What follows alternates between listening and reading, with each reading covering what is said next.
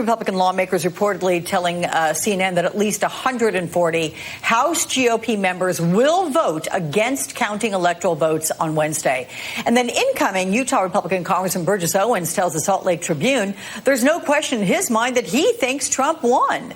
You know, Kurt, in some ways, I mean, it feels like this is kind of gaining steam. How do you explain it?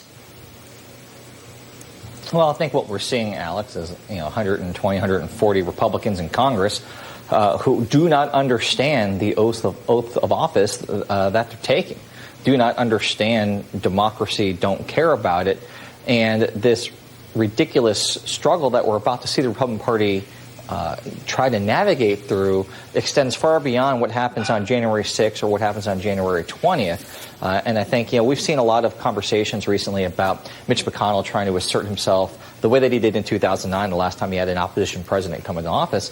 And really, in a lot of ways, what's going on in the Republican Party reminds me much more of what people like former Speaker John Boehner and former Majority Leader Eric Cantor had to deal with when the Tea Party came in. They didn't know how to deal with these, the base. They didn't know how to deal with these independent actors who were doing whatever they wanted, and they ended up losing their seats or walking away from the game altogether. And when I see what's going on in the Senate, particularly with people like Josh Hawley or Tom Cotton, and we have Rand Paul and Ted Cruz and Marco Rubio, I don't see a path for Mitch McConnell to keep control of his caucus going forward. He is going to have these same challenges now with all of these people jockeying to try to become the heir apparent to Trumpism, trying to become the heir apparent to become the nominee in 2024, everyone looking up for their own political interests. And, this is such a different time than we had in 2009. There is no Chris Dodd or Ted Kennedy or John Kerry or John McCain, the people who actually cared about the institution in the Senate. Those people are all gone now. And what's left behind it began with the Tea Party. It's now morphed into this Trumpism that we're in right now. And there's no controlling it. It's a runaway train, and they're only going to be happy if they burn the entire place down. I remember during Boehner's days, the analogy was that it was like trying to herd cats, trying to get the Tea Party and the GOP all together on one page. Zerlina, certainly this next battle is set to take place inside the Capitol next week. You have the president's call for his supporters to hold some wild protests outside. It's certainly sparking fear among U.S. officials. If a certified victory for Biden is certain, how do you think these Trump supporters are going to react? Do you think it's inevitable we're going to see a lot of chaos?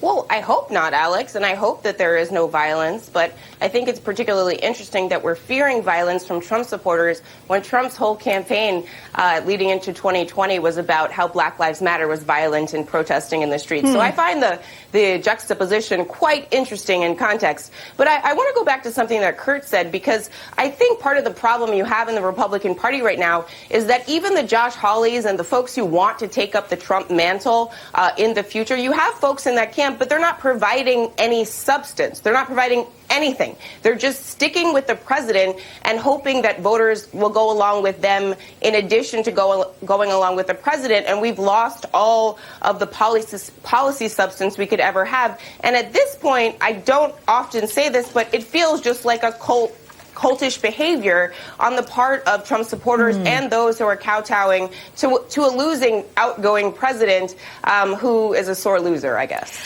I'm curious predictions from all of you guys.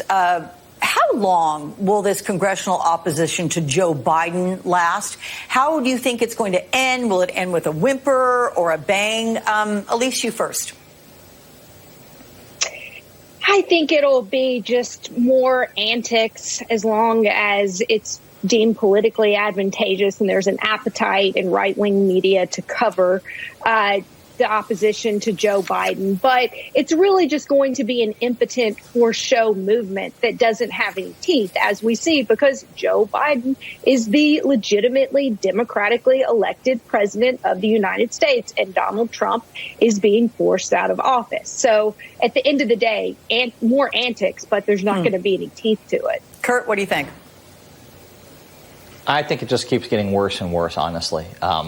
You are having all these Republicans put themselves in a position that they cannot walk back from. Once you've decided and said and voted that he's not the legitimate elected president of the United States, there's nowhere to go after that. It's not like you can work with the guy. You can't compromise with the guy. You're not going to be able to do bipartisan things because he's illegitimate. You've said so. You're on the record voting that way. And so I think that this is just going to continue to deteriorate. And the things that we saw, remember, when Mitch McConnell said his first priority was to make sure Barack Obama was one-term president, and that was in the good old days. That was before there were Josh Hawleys and Tom Cottons and Marjorie Taylor Greens and all of these lunatics in Congress and QAnon members. That was before all those people got there. It's even crazier now, so I think it's going to be very toxic, very divisive, and it's going to get a lot uglier before it gets better.